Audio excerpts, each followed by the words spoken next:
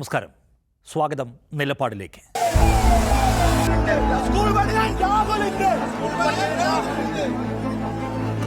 പാലക്കാട് നഗരസഭയുടെ നൈപുണ്യ വികസന കേന്ദ്രത്തിന് RSS സ്ഥാപകൻ കേശവ ബലിറാം ഹെഡ്ഗവാറിന്റെ പേര് നൽകാനുള്ള ഭരണസമിതിയുടെ തീരുമാനം വലിയ ഒച്ചപ്പാടുകൾക്കും സമര കോലാഹലങ്ങൾക്കും കാരണമായിരിക്കുന്നു.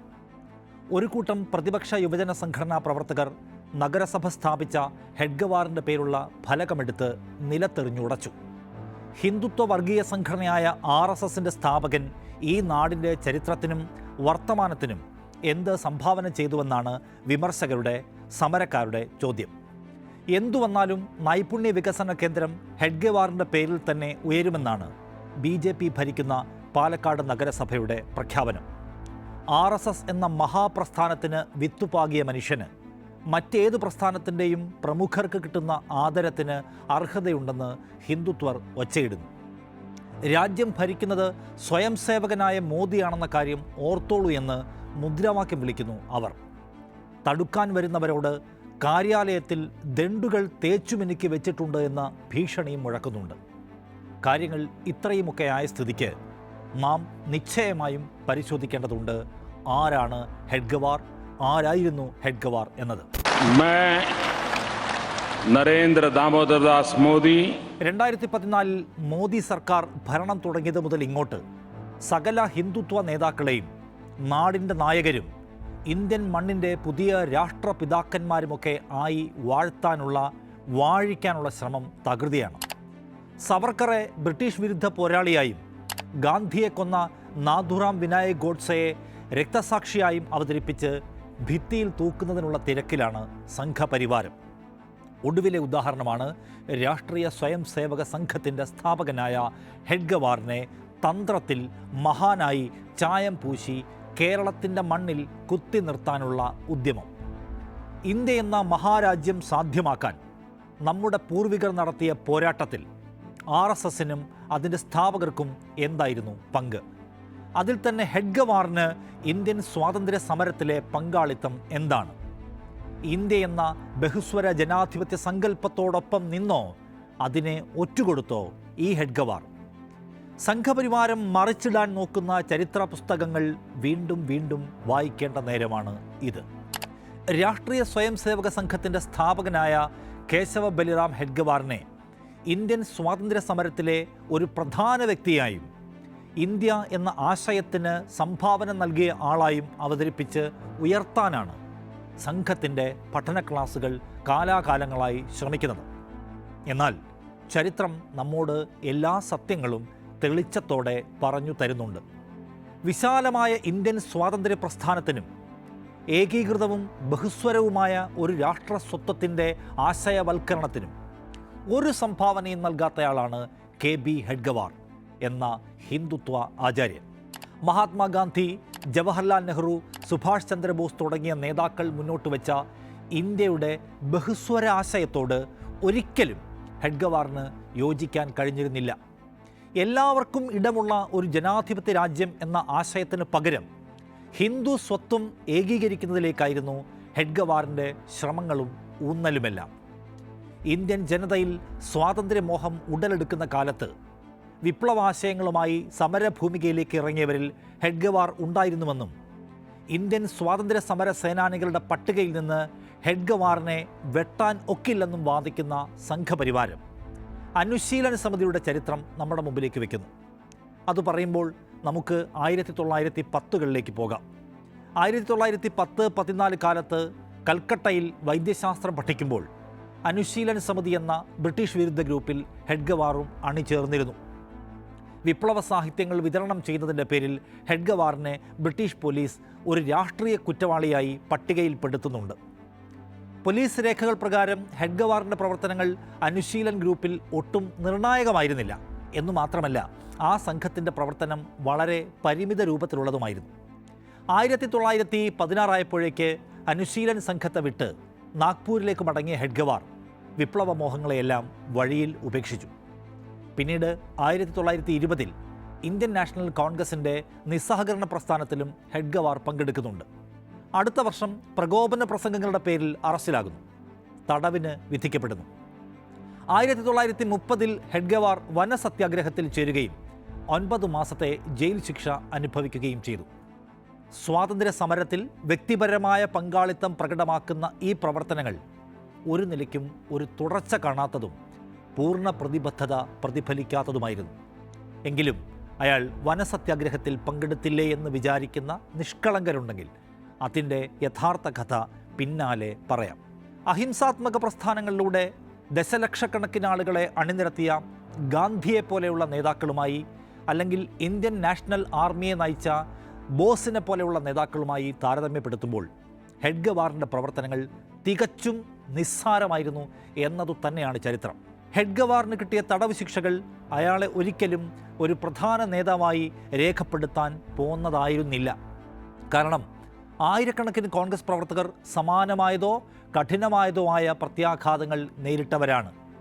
മാത്രമല്ല 1925 RSS സ്ഥാപിച്ചതിനു ശേഷം സ്വാതന്ത്ര്യ സമരത്തിലെ ഹെഡ്ഗവാറിൻ്റെ ഇടപെടലെല്ലാം അവസാനിച്ചു.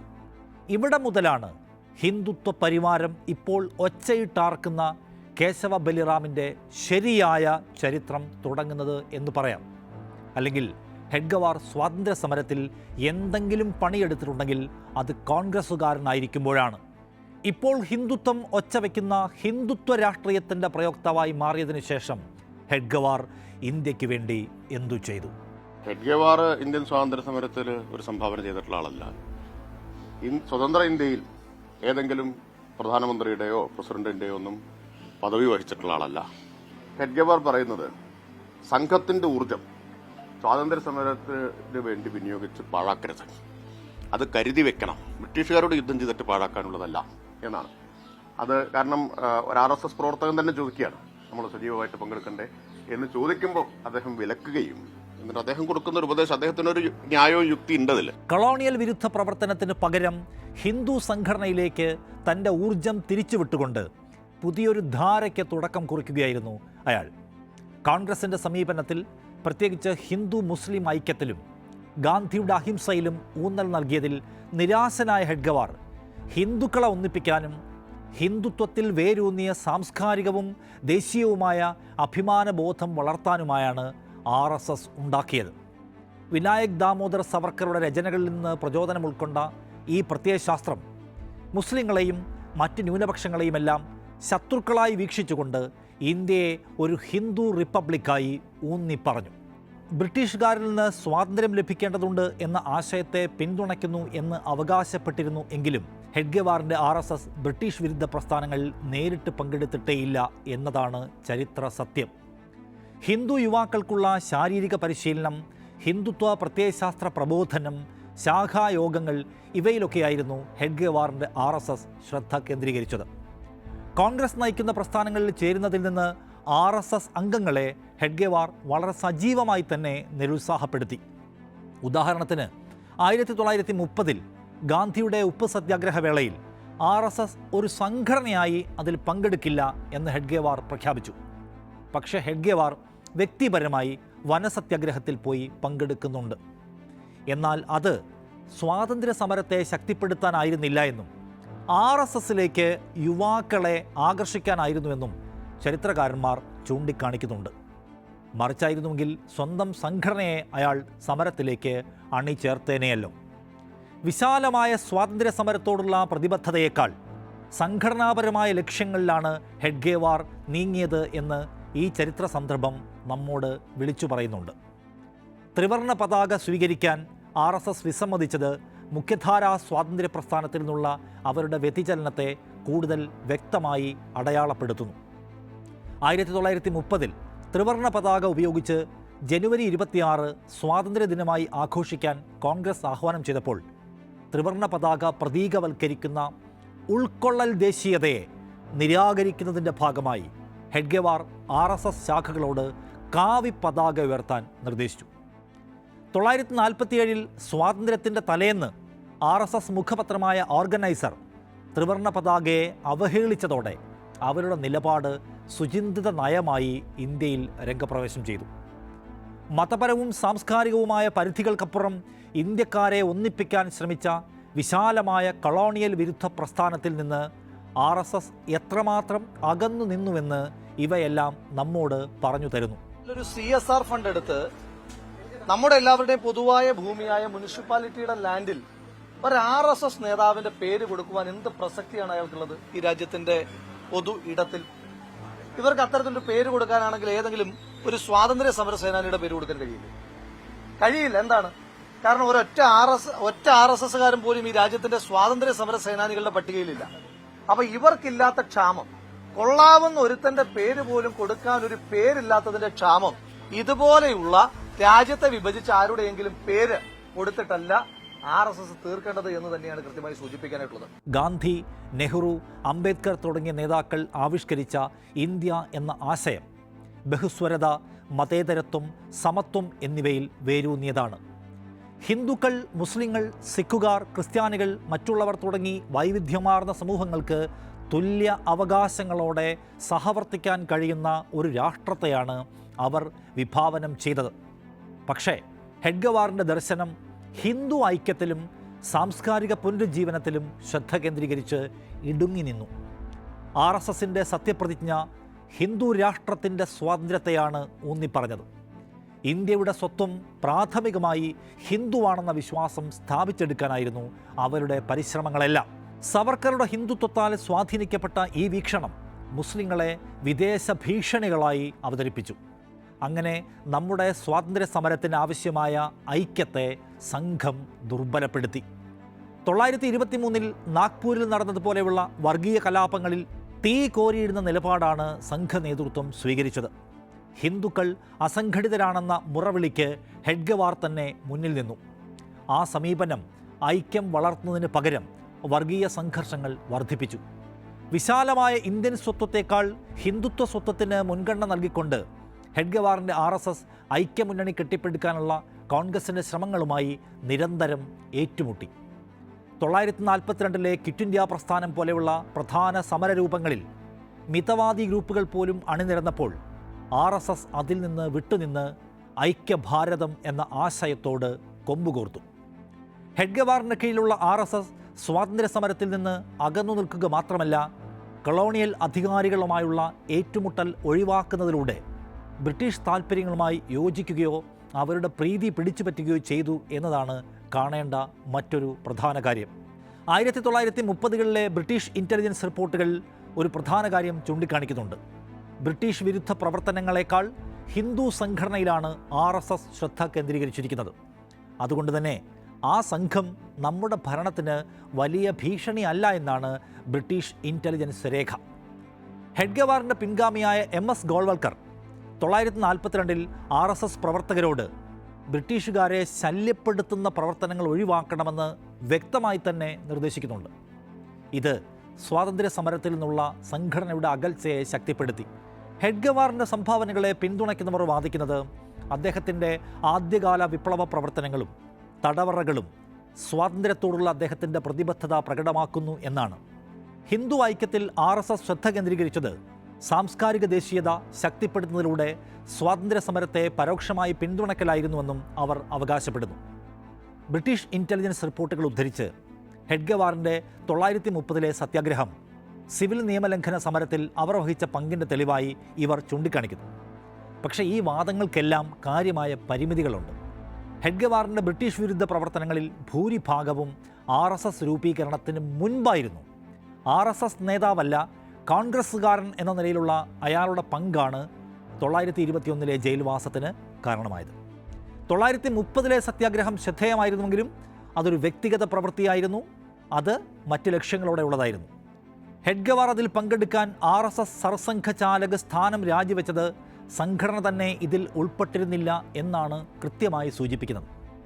ഹിന്ദു ഐക്യം സ്വാതന്ത്ര്യ സമരത്തെ പരോക്ഷമായി സഹായിച്ചുവെന്ന് ഹിന്ദുത്വർ വാദിക്കുന്നുവെങ്കിലും പ്രധാന സമരങ്ങളിൽ നിന്ന് വിട്ടുനിന്നതും ത്രിവർണ്ണ പതാകയെ നിഷേധിച്ചതുമെല്ലാം പരിശോധിച്ചാൽ സംഗതി മറിച്ചാണ് എന്ന് നമുക്ക് പിടികിട്ടും.